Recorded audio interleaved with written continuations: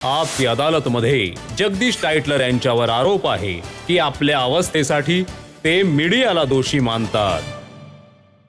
तुम्हाला खरंच वाटतं का की मीडियाने तुमच्यावर जुलूम केला आहे? मीडिया जाणून बुजून तुमच्या विरुद्ध होता, बायस्ड होता?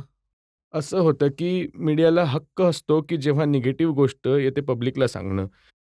बट त्यांचा हा देखील हक्क असतो की माझं व्हर्जन सुद्धा बरोबर दिलं पाहिजे. Let the public decide. परंतु माझं व्हर्जन कधीच नाही दिलं. पुरावे घेऊन मी कोर्टाचे पेपर घेऊन असंही नाही की माझं स्टेटमेंट आहे. कोर्टाचे पेपर्स घेऊन, सीबीआयचे डॉक्युमेंट्स घेऊन त्यांच्या हातात दिले.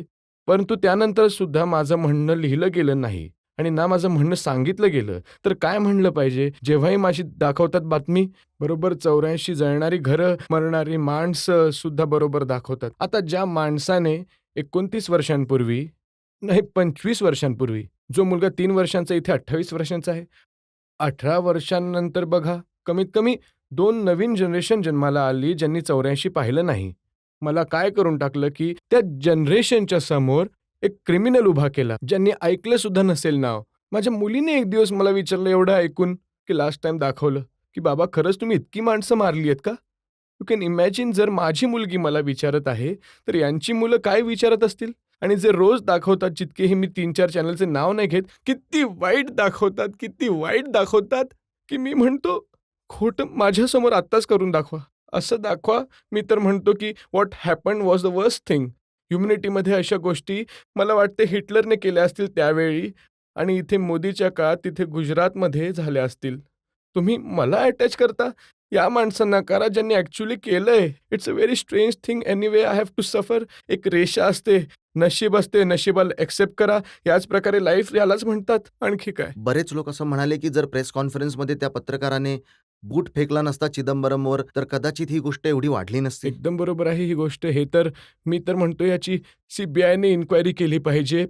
कोणी फेकायला लावलं? तो टेलिव्हिजनवाला असा इकडे कसा उभा होता? समोर नव्हता उभा तो?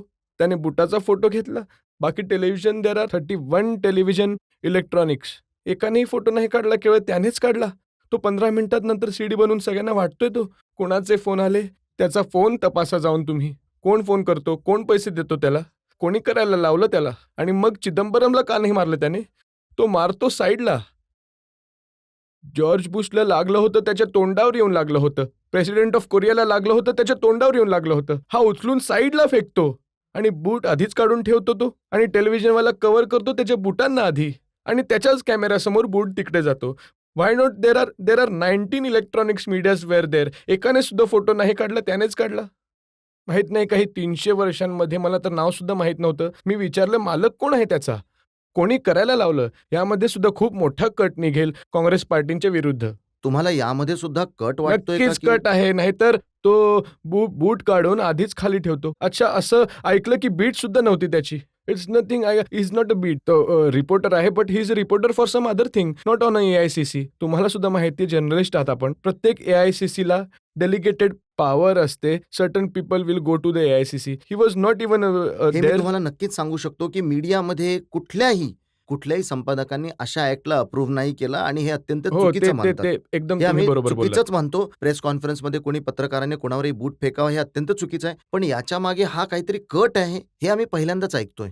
मी म्हणतो मी या कटाचा पत्ता फोडून काढेनच आणि माझ्या लाईफचा क्वेश्चन आहे हा. माझी लाईफ आहे not because I will get a seat back. I have to live in Delhi.